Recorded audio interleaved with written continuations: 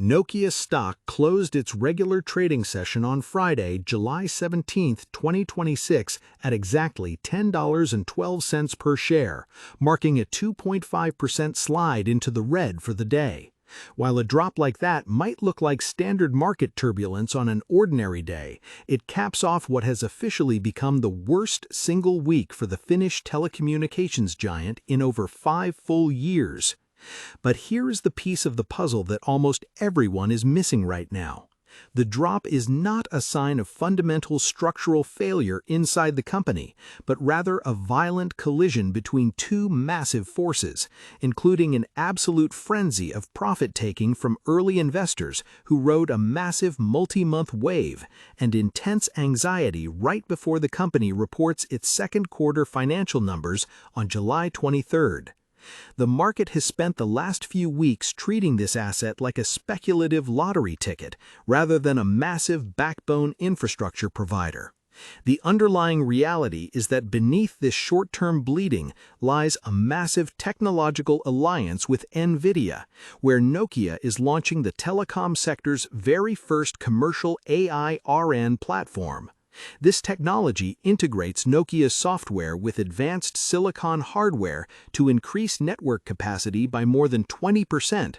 While ordinary investors are panicking over a temporary weekly drop, institutional allocators are looking closely at how wireless networks handle massive machine learning workloads over the next decade.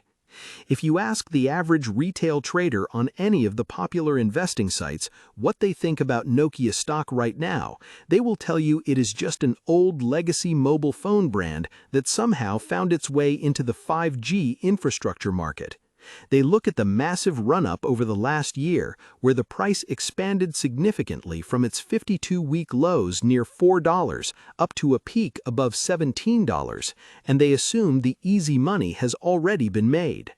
The common belief is that the telecom hardware space is a slow-moving, low-margin business that cannot justify a rich valuation multiple.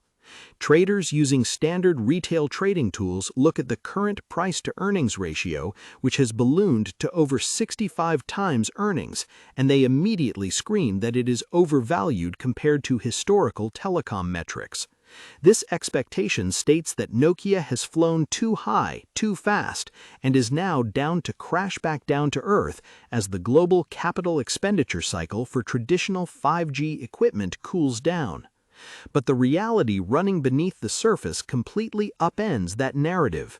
The traditional valuation model is broken here because Nokia is no longer acting like a traditional hardware manufacturer. The massive multi-year return of over 180% is actually backed by a systemic shift in how the company generates free cash flow. A deep look using a professional individual brokerage tool or a discounted cash flow model suggests the asset is actually trading at a significant discount to its true long-term intrinsic value based on future cash flows. The market is currently struggling to price the company because it sits in an unusual spot where its traditional accounting earnings look incredibly rich, but its underlying cash generation is incredibly healthy. This dynamic is exactly what causes massive disconnects in modern online investing. Institutional asset managers shifting capital inside a large individual brokerage look past the daily noisy headlines to see that the company is moving its entire enterprise resource planning infrastructure over to cloud setups with Microsoft and SAP. That structural move reduces legacy operating friction and protects their cash flow margins even if hardware shipments experience a temporary soft patch. When you look at the immediate trading data from the past few sessions, the trading volume tells a story of intense institutional distribution meeting stubborn retail accumulation. Over 100 million shares changed hands during the recent slide, well above the historical average trading volume for this asset. This heavy volume shows that large-scale funds are actively rebalancing their portfolios before the upcoming earnings release on July 23rd. Wall Street analysts are currently modeling second quarter earnings to come in around 7 cents per share on total revenue roughly $5.59 billion. Compare that to the 4 cents per share they reported in the same period last year, and you start to see that the operational growth is tangible. The sector momentum has also been heavily influenced by wider macroeconomic pressures, particularly higher interest rates that make large infrastructure projects more expensive for telecom carriers to finance. When competing firms like Samsung issue cautious outlook statements regarding global network spending, it triggers a chain reaction across the entire industry. Traders using rapid platforms like the Robinhood app or SoFi Active Investing see those sector headlines and sell first, asking questions later. This collective behavior creates short-term price dislocation, pushing Nokia stock down through key technical support levels even as the long-term strategic picture becomes clearer. Let us take a step back and look at what this business actually does today, away from the fast-paced world of online investment apps. Nokia operates as a global leader in mobile networks, network infrastructure, and cloud network services. Their core business model centers on selling the physical antennas, base stations, routing hardware, and software licenses that allow telecom giants to transmit data across countries. Years ago, the company divested its consumer mobile phone division entirely, a past performance detail that many casual observers still confuse today. They spent the last decade rebuilding their balance sheet, accumulating valuable intellectual patent portfolios, and positioning themselves as one of the few Western alternatives to Chinese telecom hardware providers. Their older financial reports showed a business struggling with tight margins and intense competition, but recent years have shown a steady expansion in operating profit margins as software licenses become a larger percentage of their total revenue mix.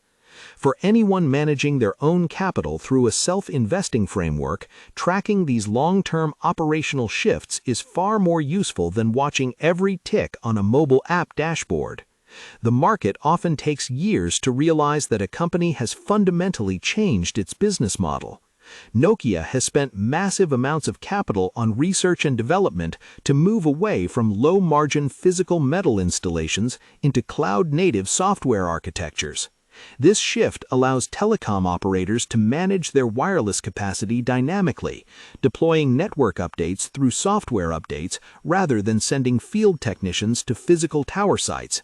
This architectural change is the exact reason why major global tech companies are willing to partner with them, recognizing that the physical endpoints of the network are just as crucial as the centralized data centers.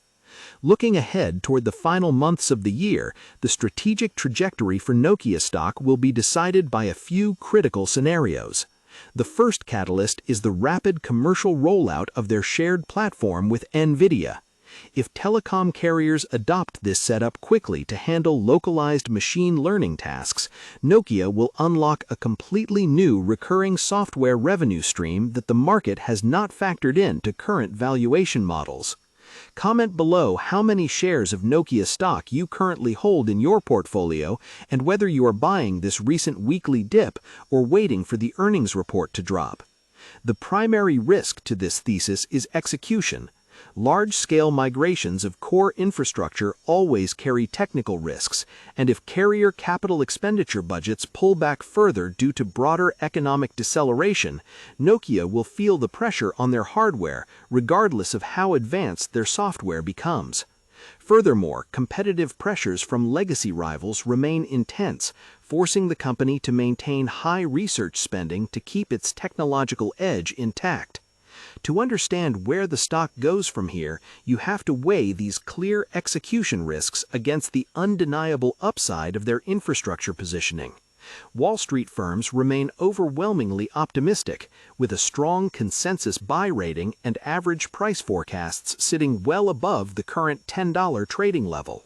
Some premier investment banks have even raised their price targets closer to $20, pointing to the long-term value of the underlying intellectual property portfolio.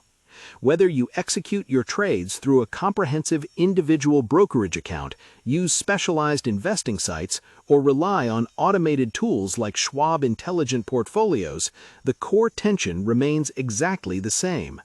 The market expects a slow, cyclical telecom hardware provider that has peaked after a temporary run.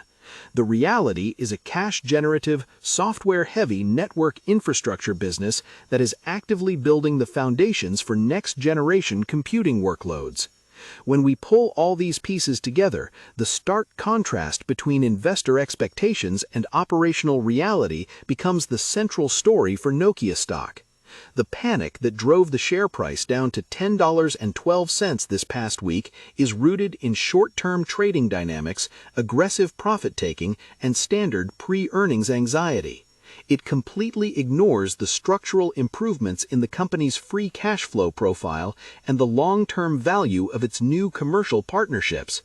While the high price-to-earnings multiple will continue to invite scrutiny from traditional value investors, the discounted cash flow metrics suggest that the long-term cash generation power of this business is being vastly